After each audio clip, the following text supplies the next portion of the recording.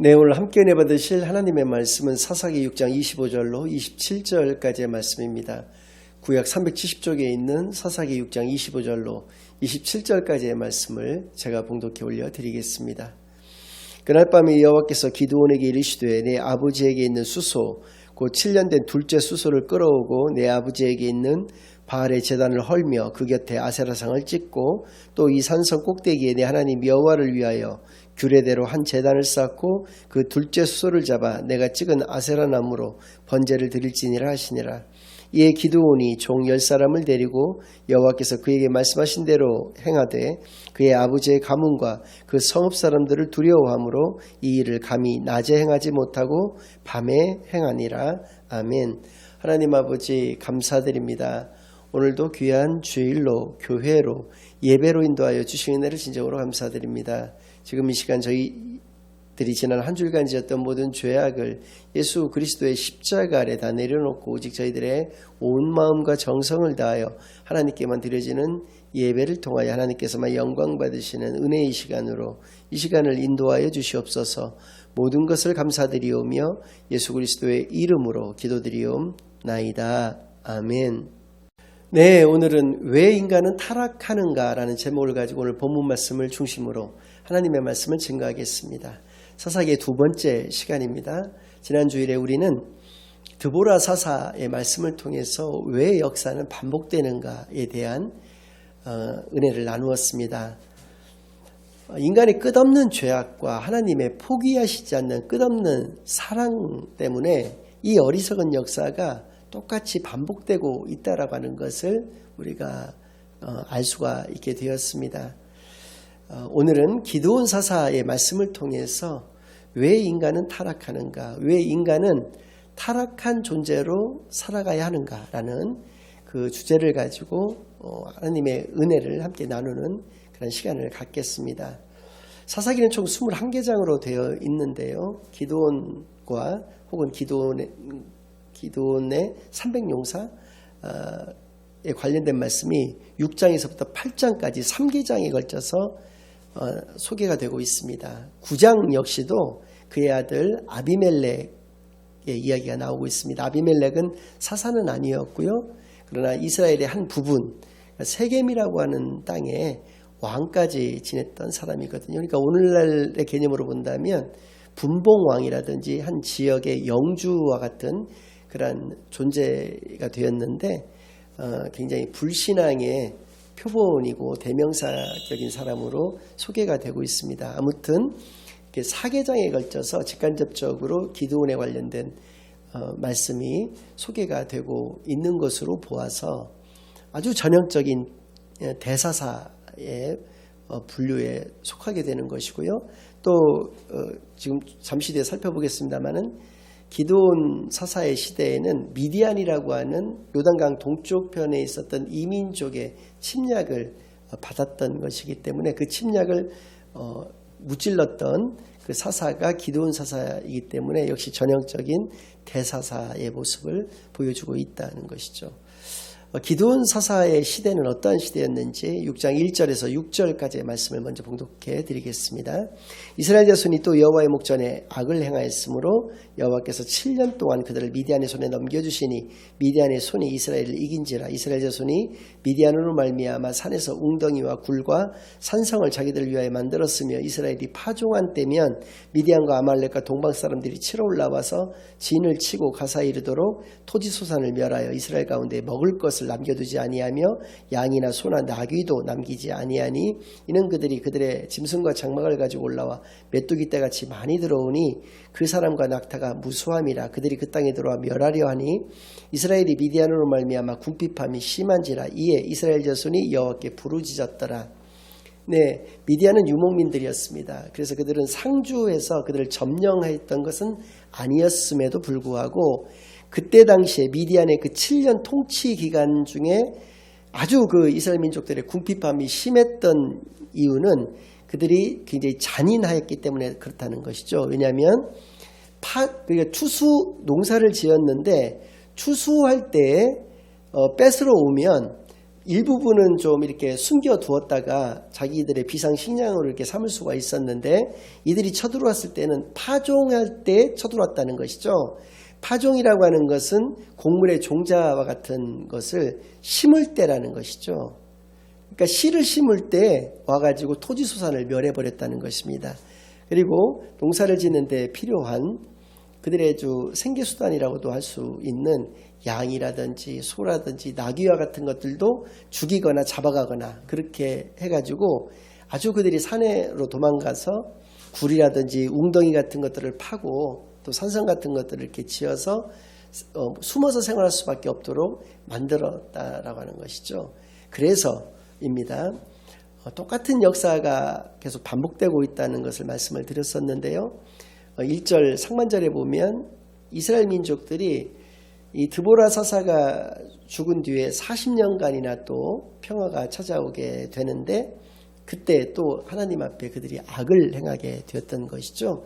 그래서 하나님이 미디안의 손을 빌어서 그들을 심판하시게 되었고요.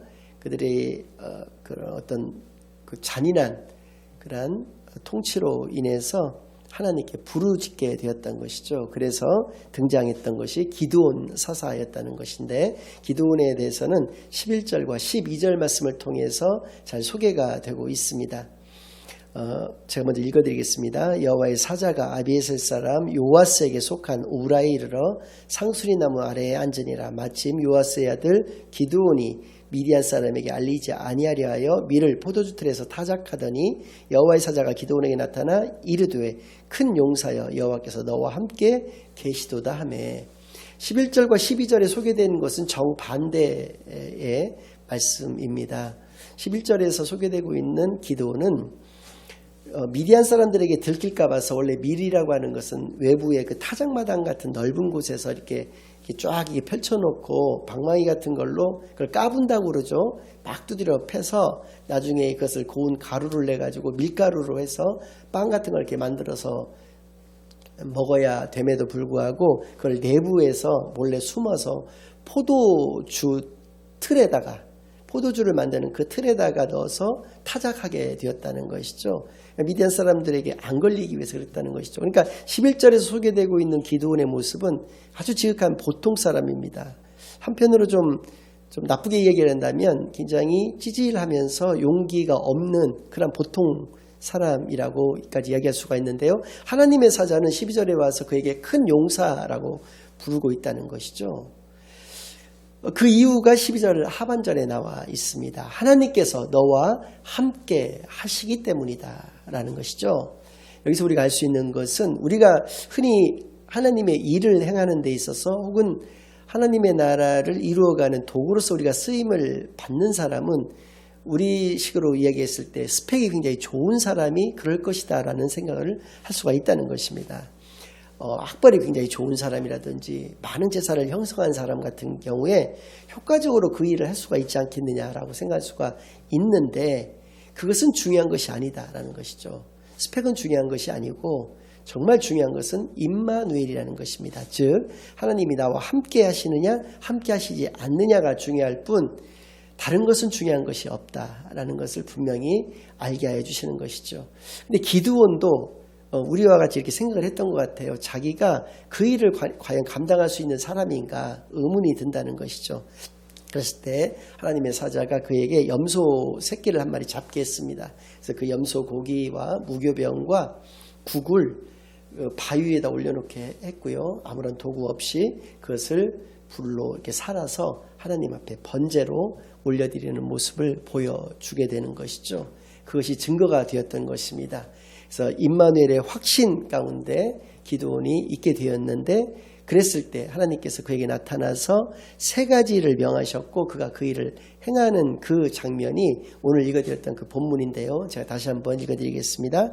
그날 밤에 여호와께서 기드온에게 이르시되 내 아버지에게 있는 수소 곧 7년 된 둘째 수소를 끌어오고 내 아버지에게 있는 바알의 제단을 헐며 그 곁에 아세라상을 찍고 또 이 산성 꼭대기에 내 하나님 여호와를 위하여 규례대로 한 제단을 쌓고 그 둘째 수소를 잡아 내가 찍은 아세라 나무로 번제를 드릴지니라 하시니라. 그 세 가지 중에서 첫 번째는 바알 상을 헐으라는 것입니다. 바알의 그 신전을 헐어라. 둘째는 바알의 부인 신이었던 아세라 상을 찍어내라 라고 하셨던 것이죠.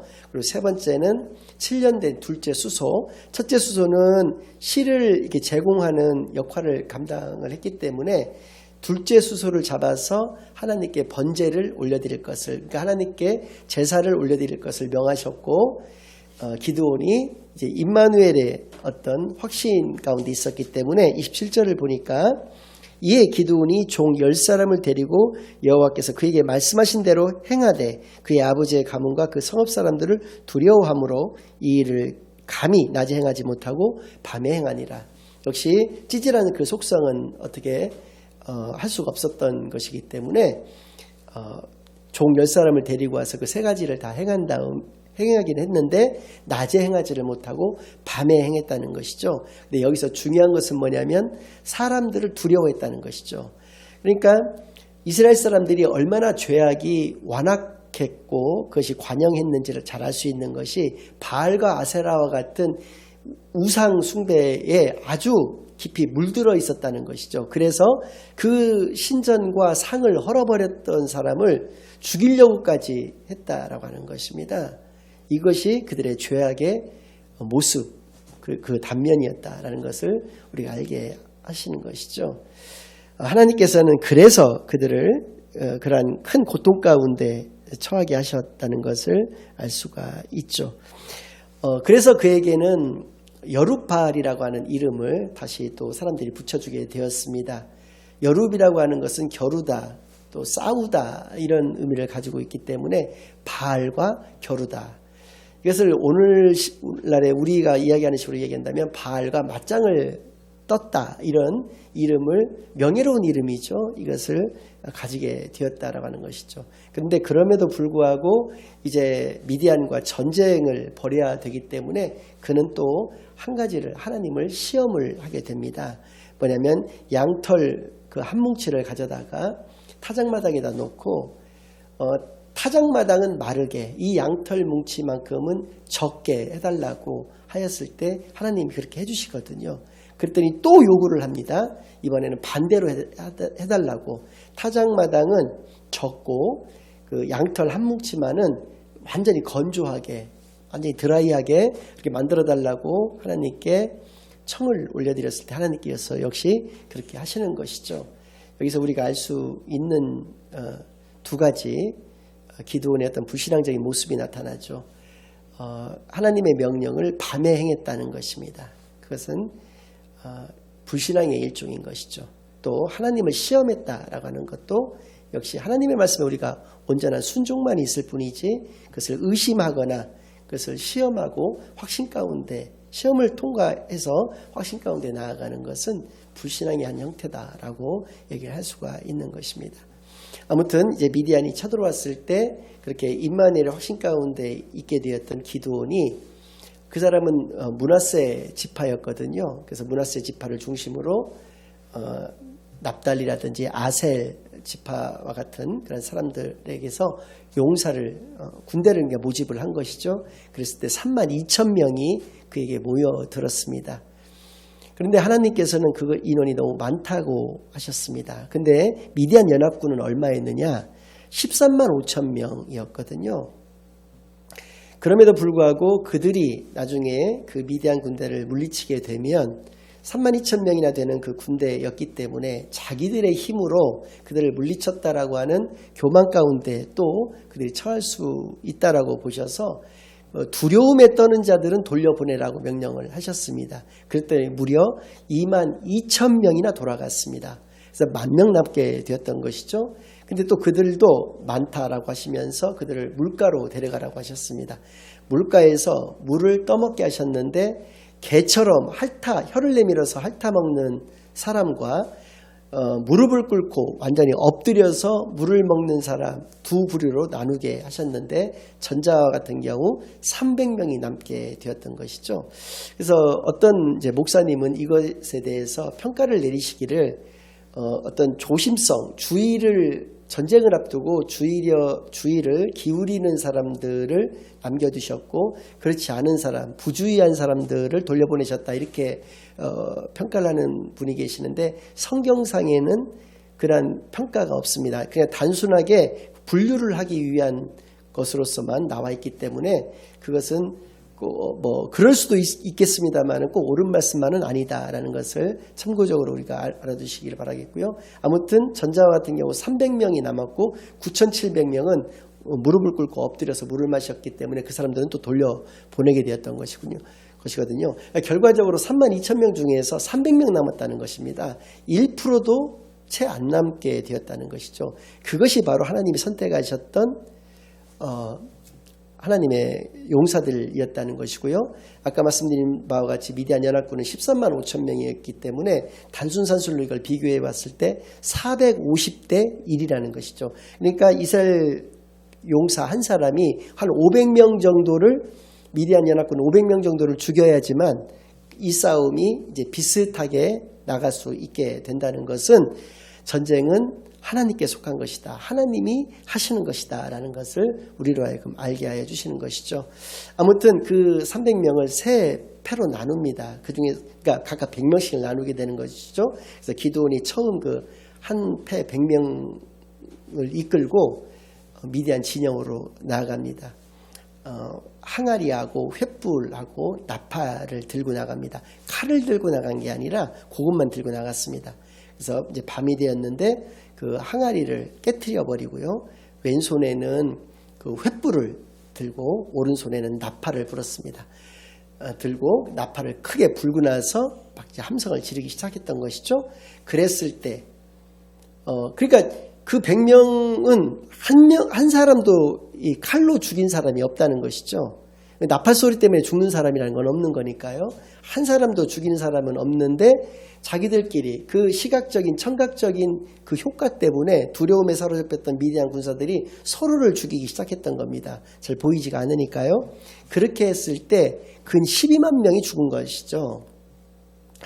물론 이제 에브라임 지파에게 그때 이제 어느 정도 많이 죽은 다음에 부탁을 해가지고 에브라임 지파가 투입이 돼서 그 사람들이 이제 죽인 인원까지 다 합해서 12만 명 정도가 된다는 것인데 얼마 되지는 사실 않았습니다. 그랬더니 에브라임 지파에서 8장 1절에서 3절 말씀을 보니까 컴플레인을 이 기드온에게 하고 있는 장면이 나옵니다. 그걸 제가 한번 봉독해 올려드리겠습니다. 에브라임 사람들이 기드온에게 이르되 내가 미디안과 싸우러 갈 때 우리를 부르지 아니하였으니 우리를 이같이 대접함은 어찌 됨이냐고 그와 크게 다투는지라. 기드온이 그들에게 이르되 내가 이제 행한 일이 너희가 한 것에 비교되겠느냐.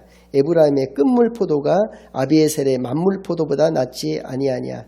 하나님이 미디안의 방백 오렙과 스웹을 너희 손에 넘겨주셨으니 내가 한 일이 어찌 능히 너희가 한 것에 비교되겠느냐 하니라. 기드온이 이 말을 하매 그때 그들의 노여움이 풀리니라. 이게 무슨 의미냐면 에브라임 지파, 그러니까 므낫세 지파와 에브라임 지파는 역사적으로 좀 문제가 있는 게 원래는 요셉의 두 아들이었습니다. 므낫세가 장자였고 에브라임이 차자였는데 둘째 아들이었는데 야곱이라고 하는 그들의 할아버지가 이것을 바꾸어 놓았습니다. 장자의 축복을 에브라임에게 주었고 므낫세에게는 장자의 축복을 주지 않았던 것이죠. 그러니까 그 축복권으로만 따진다면 에브라임이 장자가 된 것이고요. 므낫세가 둘째가 된 것이거든요. 근데 기드온은 므낫세 지파였기 때문에 므낫세 지파에 속한 기드온의 명령을 듣게 되는 것도 자존심이 상했고 그 기드온을 중심으로 한 그 300용사가 거의 다 한 일을 자기네들이 찔끔 그 마무리 도망가는 패잔병들 처리를 했기 때문에 자존심이 상했던 것이죠. 그러나 기드온은 그 지혜를 가지고 그들을 풀게 했다는 것입니다. 너희가 왜 이제서야 우리를 부르느냐. 그랬더니 너희들의 끝물 포도가 우리가 했던 그 만물 포도, 처음 포도보다 나중 포도가 훨씬 달지 않냐. 너희들이 한 것에 비하면 우리들이 한 건 아무것도 아니다. 너희들이 정말 큰일을 해줬다. 이렇게 추켜 세우니까 그제서야 그 화가 풀렸다라고 하는 것이 이 8장 1절에 3절 말씀이거든요. 이것이 가지고 있는 의미는 무엇이냐? 에브라임은 자존심을 생각했던 것이다.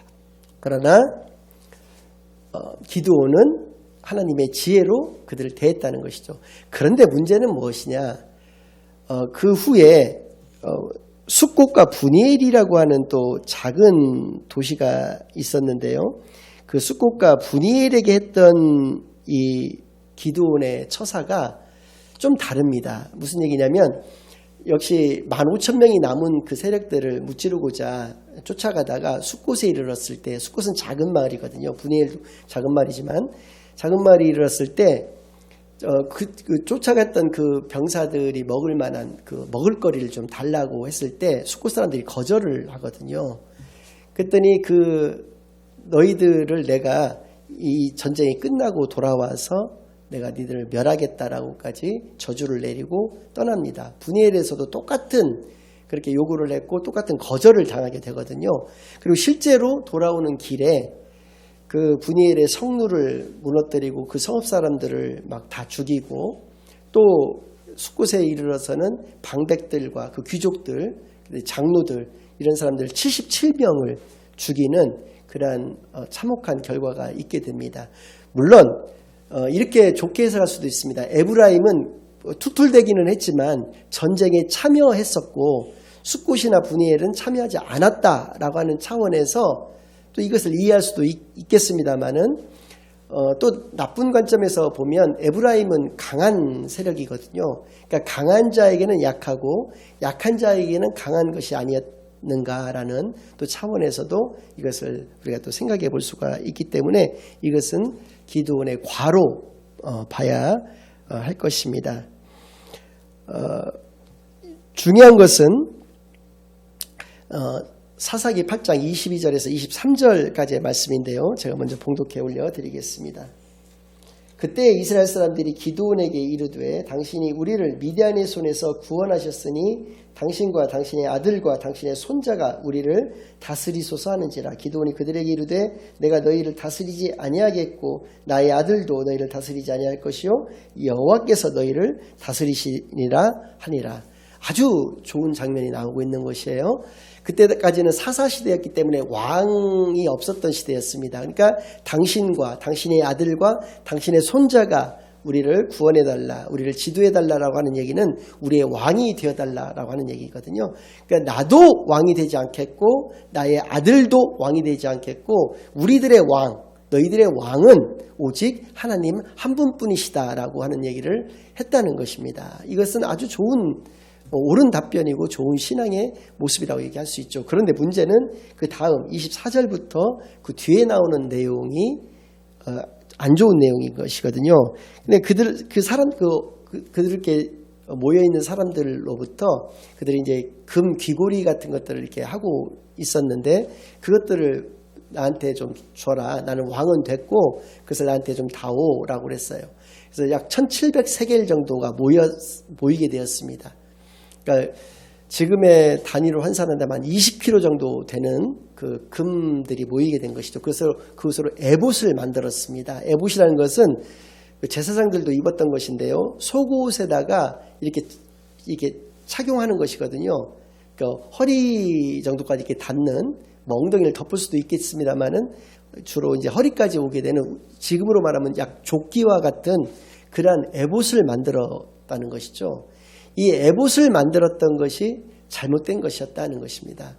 왜 그러냐면 사람들이 그 에봇을 볼 때마다 누구를 생각을 하게 되느냐면 기드온과 혹은 기드온과 같이 했던 300용사들을 생각을 하게 된다는 것이죠. 하나님이 그들에게 하셨던 그 일을 생각하거나 하나님을 생각하는 것이 아니라 사람을 생각하게 되는 어떤 우상을 만들게 되었다라고 하는 것을 우리가 알게 해 주시는 것이죠. 이것이 기드온의 올무가 되어버렸다라고 이야기를 성경은 하고 있습니다. 결론을 말씀을 드리겠습니다. 하나님이 하신 것을 자신의 공적으로 만들어서는 아니 됩니다. 바로 에봇의 우상화는 매우 잘못된 것임을 분명히 우리가 알 수 있게 합니다. 이러한 영적인 타락은 반드시 윤리적인 타락을 수반하게 되고 그것은 멸망에 이르는 지름길이 되는 것임을 이 사사시대 이스라엘 민족의 역사를 통해서 또 우리가 지금까지 인류의 역사를 통해서 깨닫게 되어지시는 저와 여러분 되기만을 바랍니다. 그 아들의 이름이 아비멜렉이라고 지었습니다. 수많은 부인들을 두었습니다. 왕이 아니었음에도 불구하고 수많은 부인들을 두어가지고 70명이나 되는 아들을 얻었는데요. 그 중에 하나가 첩의 아들 하나가 아비멜렉인데요. 아비라고 하는 말은 나의 아버지라고 하는 뜻이고요. 멜렉은 왕이라는 뜻이거든요.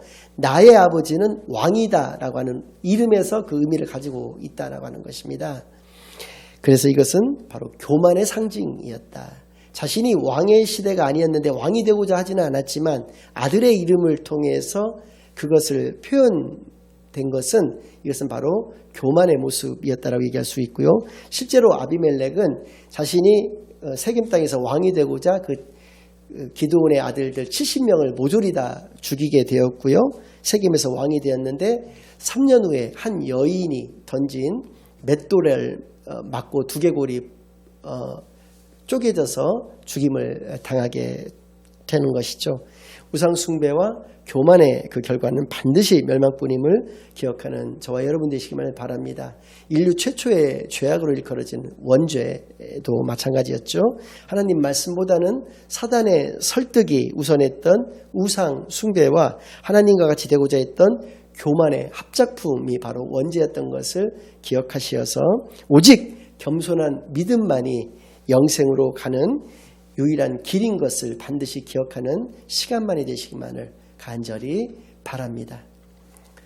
이제는 우리 주 예수 그리스도의 은혜와 아버지 하나님의 극진하신 사랑과 성령 하나님의 내주 인도 역사 교통하심이 오직 겸손한 믿음만을 소유하기를 간절히 사모하고 결단하고 돌아가는 모든 사랑하는 주의 자녀들과 그 가정 위에 이제로부터 영원까지 항상 함께 있을지어다. 아멘.